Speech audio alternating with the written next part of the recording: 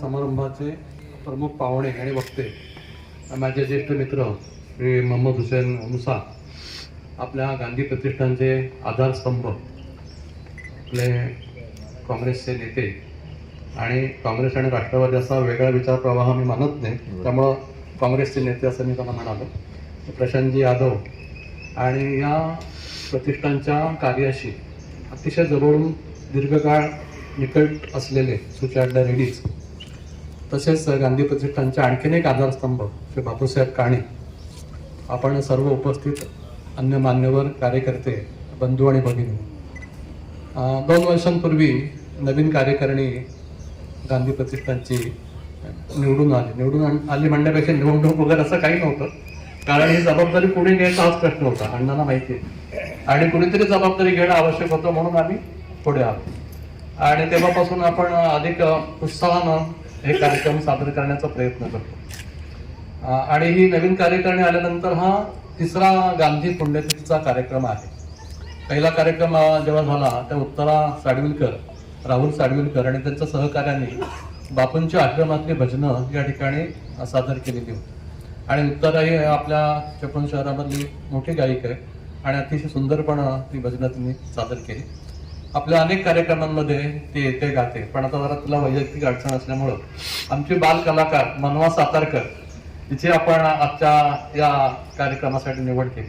आणि कौतुकाची गोष्ट अशी आहे की मनवा ही किती चांगलं बोलते हे आपण नेहमी बघतो। आपण विद्यार्थ्यांच्या जेव्हा स्पर्धा घेतो तेव्हा मनवा इंग्रजीतून गांधींवर बोलते आणि ते भाषण जरी लिहून दिलेलं असलं ते त्यातला प्रत्येक शब्द, त्या शब्दाचा अर्थ तिला माहिती आहे, हे तिच्या भाषणातून आपल्याला जाणवतं, ती नुसती पोपटपंची नसते। आणि आजची कौतुकाची गोष्ट अशी की काल सकाळीच मी तिच्या वडिलांना म्हणजे प्रशांत सातारकर त्यांना म्हटलं, अरे उत्तराची अडचण आहे आणि कुठेतरी ते गांधींचं भजन सुरुवातीला म्हणणं आवश्यक आहे। तेव्हा मग त्यानंतर संध्याकाळी ते शाळेतनं आल्यानंतर तिनं तयारी केली आणि अतिशय चांगल्या पद्धतीनं तिनं ते भजन सादर केलं। त्यानंतर गेल्या वर्षी आपण दीपक महाडिक, आमचे जे सदस्य आहेत गांधी प्रतिष्ठानचे, आणि आमचे 3रे आधारस्तंभ मी बुकलँड, दीपक महाडिक, सुनीता महाडिक यांचं बुकलँड हे आपल्या प्रतिष्ठानचं कार्यालय आहे आणि आम्ही नेहमी तिथे बसतो मीटिंगसाठी आणि ते चहापान आम्हाला नेहमी करत असतात त्यांच्या पैशानं। तर तो एक 3रा आधारस्तंभ आहे आपल्या प्रतिष्ठानचा। तर दीपक महाडिकांना मी गेल्या वर्षी विनंती केली की आपण 30 जानेवारीला सगळे आपण एकत्र जमतो, महात्माजींच्या समाधीला आपण फुलं वाहतो, गप्पा मारतो आणि निघून जातो. आपण काहीतरी आपल्यापैकी कोणीतरी बोलणं आवश्यक आहे. फार मोठा वक्ता, फार मोठा पाहुणा बोलवण्याची गरज नाही, बोलवू सुद्धा आपण, पण आपण आपल्यापैकीच कोणी बोलू शकतो. त्यामुळे गेल्या वर्षी दीपक बोलला आणि यावर्षी खरं म्हणजे मी सईला सांगितलेलं होतं. कुठे सई? हा, लीना खातू आणि सई वरवाटकर याला मी असं म्हटलं होतं की तुम्ही सई तू बोल. आणि महात्मा गांधींच्या आयुष्यामध्ये आलेल्या स्त्रिया हा सुद्धा अतिशय सुंदर विषय. मी किती स्त्रियांनी त्यांच्यापासून प्रेरणा घेतली. मी परदेशातल्या असतील, आपल्या देशातल्या असतील. आणि मेडेलिन स्लेड म्हणजे मीराबेन, त्यांचं कार्य आणि व्यक्तिमत्व आपल्याला माहिती आहे. पण तिला पण जरा वैयक्तिक काहीतरी तिच्या अडचणी होत्या म्हणून ती असं म्हणाले सर या वर्षाने पुढच्या वर्षी मी बोलू. आणि मग मला मोहम्मद हुसेन मुसा यांची आठवण झाली आणि त्याला म्हटलं ते मरीन इंजिनियर होते आणि जगभर त्यांनी प्रवास केलेला आहे, म्हणून त्यांना असं म्हटलं की तुम्हाला जगभर जे गांधी दिसले, जे गांधींचं अस्तित्व जाणवलं, त्यावर तुम्ही बोलाल का? हे विचारल्यानंतर एक क्षणाचाही विलंब न लावता त्यांनी ताबडतोब हो मी बोलेन असं ते म्हणाले. तर म्हणजे मुसासाहेब एक वक्ते नाही, पण ते अभ्यासक आहेत, लेखक आहेत आणि चांगले वाचक आहेत. त्यांच्या वैयक्तिक संग्रहामध्ये 6000हून अधिक पुस्तक आहेत आणि त्यांच्यामध्ये आणि माझ्यामध्ये कॉमन असा एक धागा असा आहे की माझ्याप्रमाणे तेही नरहर कुरुंदकरांचे चाहते आहेत आणि कुरुंदकरांची पुस्तकं त्यांचा संग्रही आहे. हा आम्हाला एकत्र आणणारा धागा होता. आणि आपले उपाध्यक्ष जाफरभाई गोठे यांच्यामुळं मला हा एक चांगला वाचक असलेला, लेखक असलेला एक ज्येष्ठ मित्र मिळाला. आमचा फारसा परिचय नाही, गेल्या 1-2 वर्षातलाच परिचय, पण एक समविचारी मित्राशी आपली लाट झटकन जुळते तशी त्यांच्याशी जुळली आणि त्यांनी आपलं योगदान आपल्या स्मरणिकेच्या वेळेला पण दिलेलं आहे. आणि एक चांगले वाचक, फार सुंदर लिहितात आणि त्यांचा थोडक्यात परिचय सांगायचा म्हणजे मी तर 2-3 ओळींमध्ये सांगितलंच आहे, पण औपचारिक पण सांगायचं असेल तर असं म्हणता येईल की ते आपल्या शिराळा गावचे सुपुत्र आहेत. सध्या त्यांचं ठाणे इथं वास्तव्य असतं. त्यांची मुलगी डॉक्टर आहे, MBBS आहे, त्यांचा मुलगा इंजिनियर आहे आणि अधूनमधून ते चिपळूणला येत असतात, आपल्या गावी येत असतात. आता म्हटलं त्याप्रमाणे मोठा ग्रंथसंग्रह मराठी, हिंदी, उर्दू आणि इंग्रजी या 4ही भाषांमधली अनेक पुस्तकं त्यांच्या संग्रहामध्ये, दुर्मिळ पुस्तकं पण त्यांच्या संग्रहामध्ये. आणि नुकतंच त्यांनी मला एक इंग्रजी पुस्तक वाचायला दिलं आणि त्यामध्ये ते चिपळूणवरचं पुस्तक आहे आणि चिपळूण पेशवे गावापासून त्यातले संदर्भ त्या पुस्तकामध्ये आहे. तेव्हा असे आपले एक ज्येष्ठ स्नेही आहेत ते. आणि त्यांचं वैशिष्ट्य असं की त्यांचं प्राथमिक शिक्षण उर्दूमधून झालं, नंतर मराठीमधून झालं, मग ते मेकॅनिकल इंजिनियर झाले, मरीन इंजिनियर झाले आणि भारतीय, ब्रिटिश आणि अमेरिकन कंपन्यांमध्ये त्यांनी मरीन इंजिनियर म्हणून 37 वर्ष सेवा केली. ते चीफ इंजिनियर नंतर झाले आणि असे एक ज्येष्ठ अभ्यासक, वाचक असे अख्खे पाहुणे आपल्याला लाभलेले. आणि ते म्हणाले मी काय वक्ता नाही, पण मला बोलण्याची सवय नाही, पण मी म्हटलं की असा खरडा वक्ता असण्याची गरज नाही, आपल्याला काय सभा गाजवायची नाही आणि आपले सगळे समविचारी मित्र आहेत, गांधी प्रेमी या ठिकाणी एकत्र येतात आणि त्यांच्याशी हे सहविचार सभा असं म्हणा आणि तुम्हाला तसं जमेल तर आपण गप्पा मारल्यासारखं तुम्ही बोललात तरी चालेल आणि अनुभव करून तुमचं महत्त्वाचं आहे. आणि त्यांचं वैशिष्ट्य असं की त्यांनी ते घेतल्यानंतर त्यांनी पद्धतशीर त्यांचं भाषण लिहून काढलेलं आहे आणि ते किती सुंदर लिहितात ते तुम्हाला या ठिकाणी जाणवेल. किंवा असं एक आपल्याला एक चांगले अभ्यासक आपल्यातलेच हे मिळालेले आहेत. आणि या निमित्तानं मी असं सांगतो की आता तरुण इथं कमी आहे, पण आपल्यापैकी जे कार्यकर्ते आहेत आणि जे कॉलेजचे विद्यार्थी थोडेसे आलेले, विद्यार्थ्यांनी आलेले आहेत विशेषतः, त्यांना मी असं म्हणेन की तुमचं सगळ्यांचं या ठिकाणी स्वागत आहे. तुम्ही कुणीही अभ्यास करा आणि कधीही, म्हणजे 2 ऑक्टोबर असेल, 2 ऑक्टोबरला आपला कार्यक्रम मोठा असतो, पण 12 फेब्रुवारी असेल, 30 जानेवारी असेल किंवा आधेमध्ये कोतकुंडे मॅडम म्हणालेलं होतं की आपण महिन्यातून एकत्र जमूया आणि जरा विचार विनिमय करूया. तर त्या निमित्तानं आपल्याला इथे येतील संध्याकाळी वगैरे आपल्याला एकत्र जमता येईल निसर्गरम्य परिसरामध्ये. तेव्हा आपल्यापैकी कोणीही, सर्वांचं इथं स्वागत आहे. आपण अभ्यास करावा. अनेकांचा अभ्यास आहे, जे ज्येष्ठ आहेत त्यांचा अभ्यास आहे.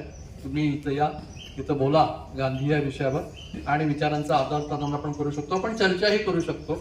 तेव्हा असं हे मुक्त व्यासपीठ आहे, हे आपण लक्षात घ्या आणि सगळ्यांचं इथं स्वागत नवीन आणि ते त्यांना आवडेल आणि सन्माननीय व्यासपीठ तसेच उपस्थित आमचे सर्व लाडके श्रोते, आज 30 जानेवारी निमित्त आपण येथे जमलेलो आहोत. बरोबर 75 वर्षापूर्वी याच दिवशी आपल्या देशाला नव्हे तर संपूर्ण जगाला हादरवून टाकणारी अतिशय दुःखद व निंदनीय घटना घडली होती. व ती म्हणजे या देशाचे राष्ट्रपिता म्हणून प्रिय असलेले महात्मा गांधी यांची हत्या. आजच्या सभेचे औचित्य साधून सर्वप्रथम साश्रू नयनांनी या महात्म्याला मी श्रद्धांजली अर्पण करतो. तसेच या तीर्थस्थळावर येऊन बापूंना श्रद्धांजली वाहण्याची प्रेरणा दिली ते गांधीवादी स्वातंत्र्य सेनानी कै शांताराम तांबट यांचेही स्मरण करून त्यांनाही भावपूर्ण श्रद्धांजली अर्पण करतो. त्यांनी अतिशय कष्टाने व प्रयत्नपूर्वक बापूंच्या अस्थी मिळवून 12 फेब्रुवारी 1948 रोजी येथे आपल्याला दिसते ती अतिशय सुंदर समाधी बांधली. अन्यथा कदाचित आज आपण येथे जमलोच नसतो. शुक्रवार तारीख 30 जानेवारी 1948 रोजी सायंकाळी 5:17 बापूंची प्राणज्योत अनैसर्गिकरित्या मावळली. याने केवळ देशच नव्हे तर सारे जग हादरून गेले होते. जग हळहळले होते. शांततेचा व अहिंसेचा पुरस्कार करण्यासाठी सारे आयुष्य अर्पण करणाऱ्या संतरूपी महात्म्यास अशा प्रकारे मृत्यू यावा हे सर्वांना चटका लावून जाणारे होते. त्यांचे पार्थिव नवी दिल्लीतील बिर्ला मंदिर येथे ठेवण्यात आले होते. लोकांचा शोक अनावर होता व सगळेच दर्शनासाठी तळमळत होते. दुसऱ्या दिवशी सकाळी 11:45 अंत्ययात्रेस सुरुवात झाली व अति प्रचंड गर्दीमुळे अखेरीस ती अंत्ययात्रा राजघाट येथे दुपारी 4:15 वाजता पोहोचली. लाखो शोकाकुल लोकांच्या गर्दीत नियंत्रण आणणे लष्करी जवान व पोलीस दलाला अतिशय कठीण गेले होते. राजघाटावर अगोदरच पंडित जवाहरलाल सह सर्व मंत्रिमंडळ, लॉर्ड माउंटबॅटन, काँग्रेसचे अध्यक्ष डॉक्टर राजेंद्र प्रसाद, प्रमुख राजकीय नेते व सर्व देशांचे राजदूत पोहोचलेले होते. राजघाटावर चंदनाच्या लाकडाची चिता रचण्यात आली होती व सात्विक दुधापासून तयार केलेले शुद्ध तूप अंत्यविधीसाठी सज्ज होते. त्या धीर गंभीर वातावरणात मंत्रोच्चाराबरोबर रामधून गाऊन श्रद्धांजली अर्पित होत होती. चौथऱ्यावर बापूंच्या पार्थिवावर सर्वप्रथम सर्व देशांच्या राजदूतांच्या वतीने चीनचे दिल्लीतील राजदूत चायना युएन लो यांनी प्रथम पुष्पचक्र अर्पण करून व त्यानंतर प्रमुख मान्यवरांनी साश्रू नयनांनी पुष्पांजली वाहिली होती.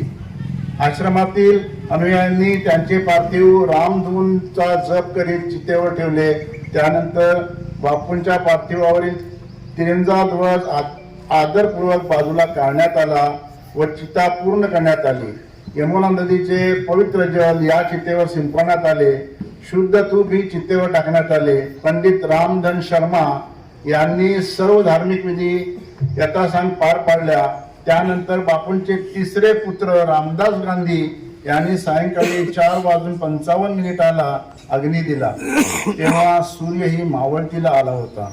अग्नी दिल्याने बापूंच्या शरीराची जरी रक्षा झाली असली तरी बापूचे विचार अमर झाले. त्या एक पर्व संपले नाही तर ते नव्याने सुरू झालेले होते. भाषण करण्याचा मला अजिबात अनुभव नाही, त्यामुळे मी वक्ताही नाही. 1971 साली 26 जानेवारीला 7वीत असताना शाळेत भाषण केल्याचे मला आठवते व त्यानंतर मी आज तुमच्या समोर उभा आहे आणि महात्मा गांधी बरोबर विषयी बोलत आहे. हा माझा सन्मान समजतो आणि हा सन्मान या लोकांनी दिलेला आहे त्याबद्दल मी त्यांचा उपकृत आहे. ऑइल अँड गॅस इंडस्ट्रीमधील जबाबदार तंत्रज्ञ असल्याने त्या विषयावर मी बऱ्याच वेळा बोललेलो आहे.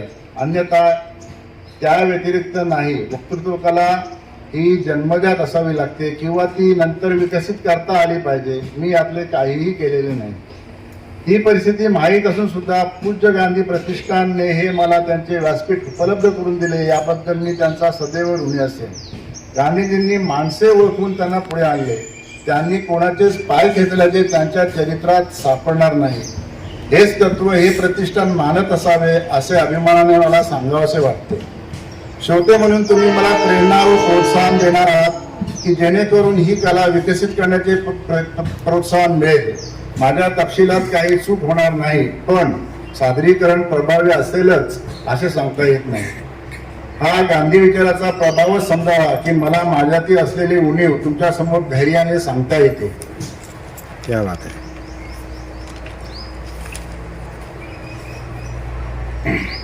मला बापू समजायला लागले ते 1969 पासून.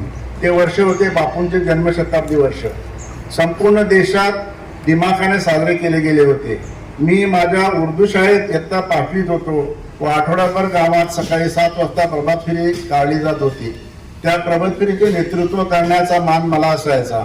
त्यावेळेची नारेबाजी अजूनही मला आठवते.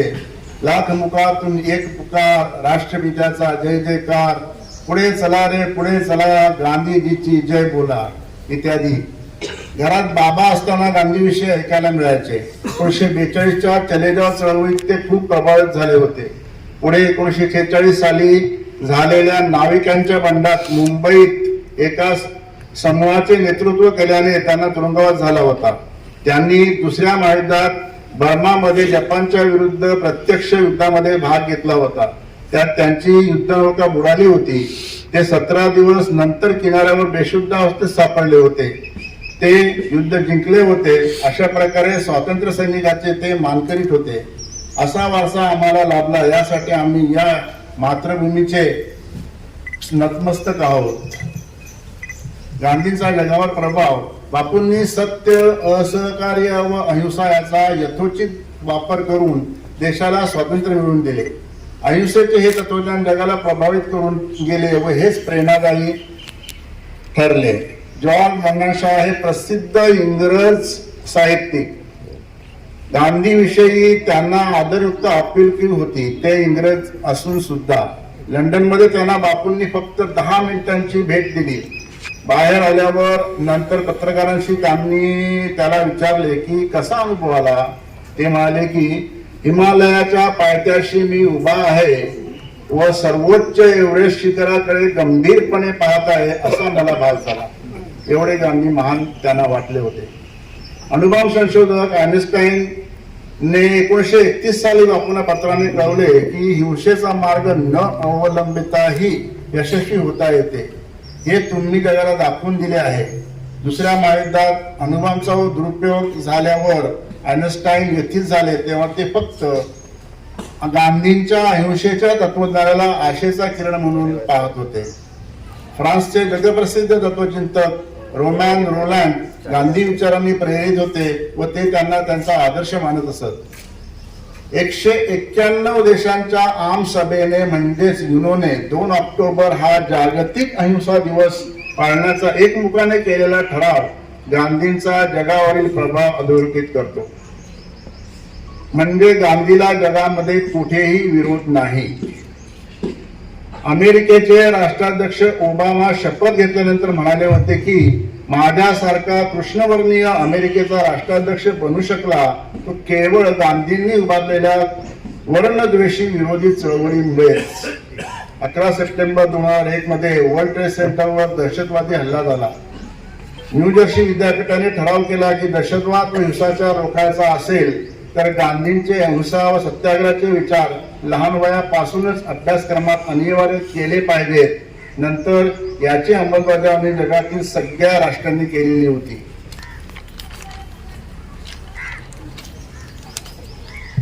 अफगाणिस्तान मध्ये युद्ध व दहशतवादाला कंटाळून काबूल येथील हबीब स्कूलमध्ये 2 ऑक्टोबर 2012 रोजी 500 विद्यार्थिनींनी गांधींचे हे भजन गायले होते. वैष्णव जन तो तेथे कहिये रे, जो पीर पराई जाने रे. पाकिस्तान मधील मलाला युसुफजाई हिने स्त्री शिक्षक विरुद्ध दिलेल्या शांतीपूर्वक लढा व त्यानंतर तिला मिळालेले शांततेचे नोबेल हा गांधींच्या अहिंसा तत्वज्ञानाचा सन्मान समजला जातो. आपल्या देशात येणारा प्रत्येक राष्ट्रप्रमुख नवी दिल्लीत राजघाट येथे जाऊन बापूंच्या स्मारकापाशी श्रद्धासुमने न चुकता अर्पित करतो. एवढे त्यांचे महात्म्य आहे. सध्याचे आपले पंतप्रधान जेव्हा अमेरिकेच्या दौऱ्यावर गेले होते तेव्हा 25 सप्टेंबर 2021 रोजी स्वागत समारंभात अमेरिकेचे राष्ट्राध्यक्ष जो बायडन म्हणाले की गांधींचे स्मरण करताना त्यांच्या अहिंसा व सहिष्णुता या 2 उदात्त तत्वांची आज जगाला मोठी गरज आहे याची जाणीव आपण ठेवली पाहिजे आणि हे जे बायडन आम्हाला सांगतायत. जर्मनीमधील लॉरी बेकर हे सिव्हिल इंजिनियर होते. ते बापूंच्या विचाराने इतके प्रभावित झाले की त्यांनी जर्मनी सोडून केरळमध्ये वास्तव्य केले व बापूंच्या इच्छेप्रमाणे गरिबांसाठी स्वस्त व लवकर होणारी घरे विकसित केली. किल्लारीमध्ये भूकंपानंतर त्यांनी एक गाव विकसित केले होते. स्थानिक मटेरियल वापरून बांधलेली ती घरे अत्यंत टिकाऊ आहेत. मी काही घरे केरळमध्ये ती पाहिलेली आहेत.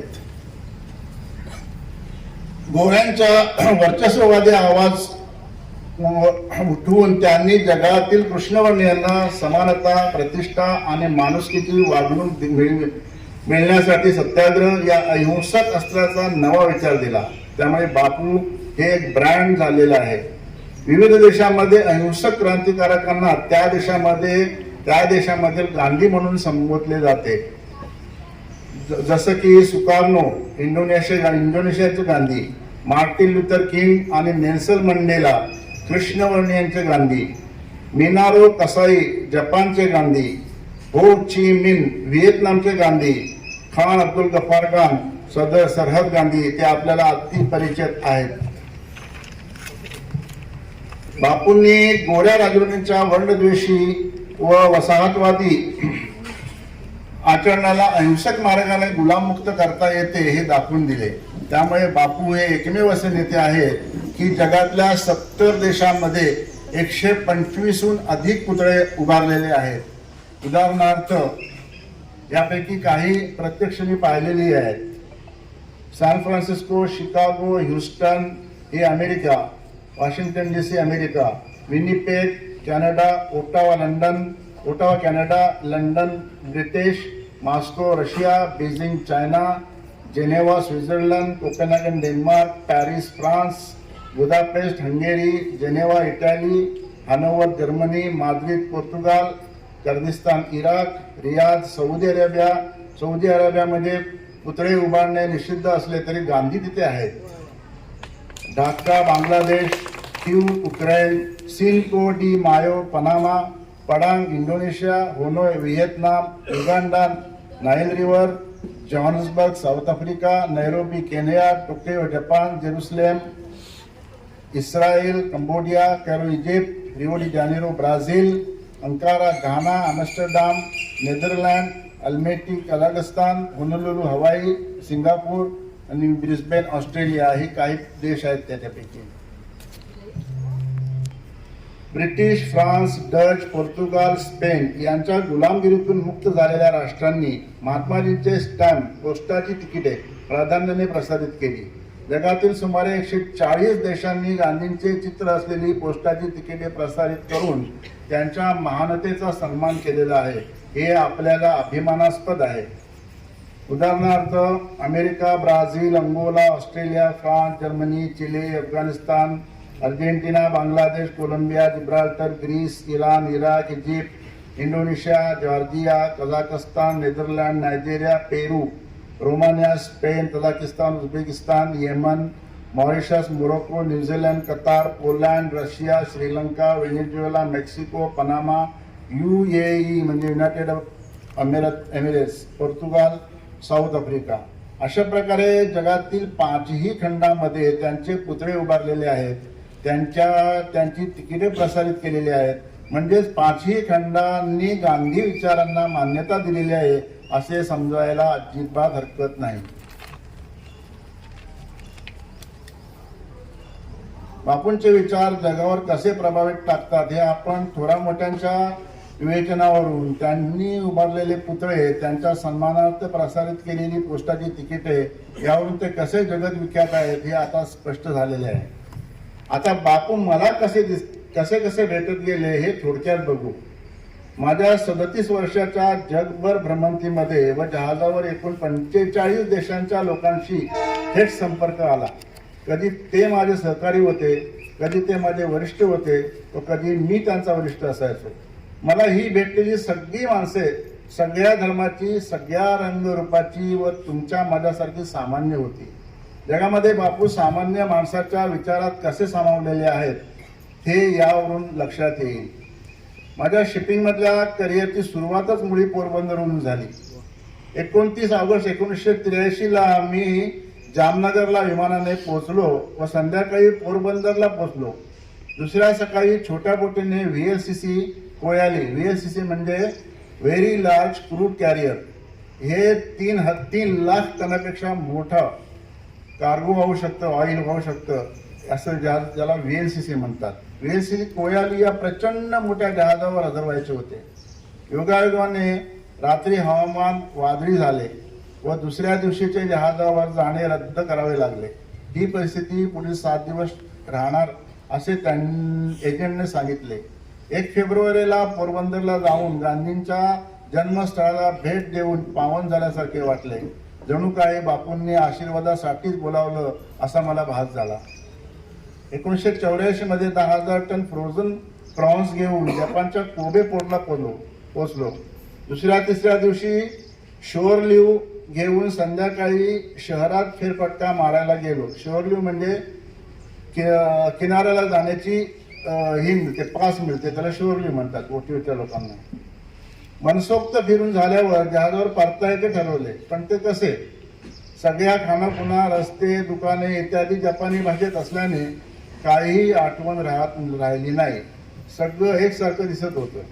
परतीचा रस्ता विचारावा तर इंग्रजी बोलणारं कोणी भेटेच ना. मग एका बाईला विचारतात तिच्या लक्षात आले की मी काहीतरी अडचणीत आहे. इंग्रजी तिलाही येत नव्हते, पण ती मला जवळच्या पोलीस स्टेशनला घेऊन गेली. तेथील अधिकाऱ्याला तिने जपानी भाषेत सांगितले. त्याला जुजबी इंग्रजी येत होते. त्याला मी माझी अडचण सांगितली व शोअर पास दाखवली. तेव्हा त्याच्या लक्षात आले की मी रस्ता चुकलेलो आहे. त्याने फोन करून जहाजाचे नेमके लोकेशन माहिती करून घेतले व स्वतः गाडी काढून जहाजापर्यंत पोचविले. भाषेच्या अडचणीमुळे फारसे संभाषण झाले नाही, तरी पण तो मला म्हणाला की since you are from Gandhi's country I must respect you. मी विचारले की कुठल्या गांधीविषयी तुम्ही बोलत आहात? तेव्हा तो म्हणाला की the half naked old man who has given freedom to you. दुसऱ्या एका वेळेला ओसाका जपानला शिपयार्डमध्ये जहाज घेऊन गेलो होतो. तेथे त्यांनी आम्हाला त्यांच्या अॅन्युअल गेट टुगेदरसाठी निमंत्रित केले होते. तेथे उपस्थित समूहाला आमची ओळख देताना ते म्हणाले होते की दे आर, म्हणजे आमच्याकडे संबोधन बोलत होते, they are our guest from India, the country of Mahatma Gandhi. त्यांनी आम्हाला काहीतरी भारतीय कला सादर करण्याची विनंती केली. तेव्हा मी तेथे सारे जहां से अच्छा हिंदुस्तान हमारा, हम बुलबुले हैं इसकी ये गुलसिता हमारा हे गाणं गायलं होतं.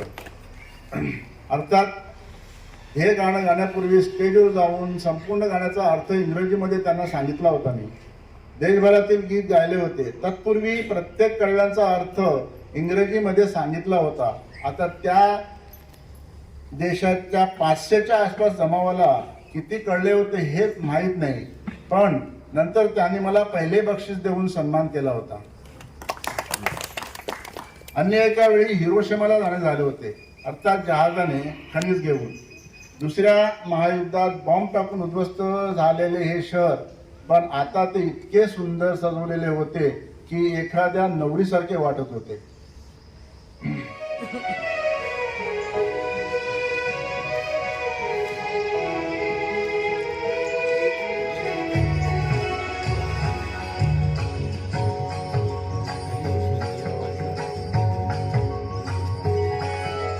रघुपति राघव राजा राम पतित पावन सीताराम. रघुपति राघव राजा राम पतित पावन सीताराम. ईश्वर अल्लाह तेरो नाम, सबको सन्मति दे भगवान. ईश्वर अल्लाह तेरो नाम, सबको सन्मति दे भगवान. रघुपति राघव राजा राम पतित पावन सीताराम.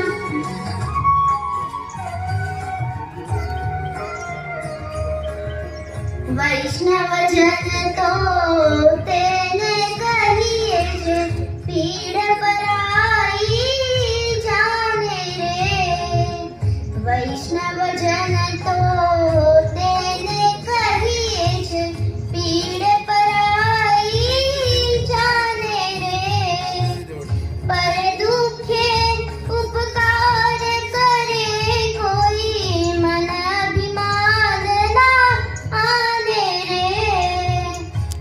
कृष्ण वचन तो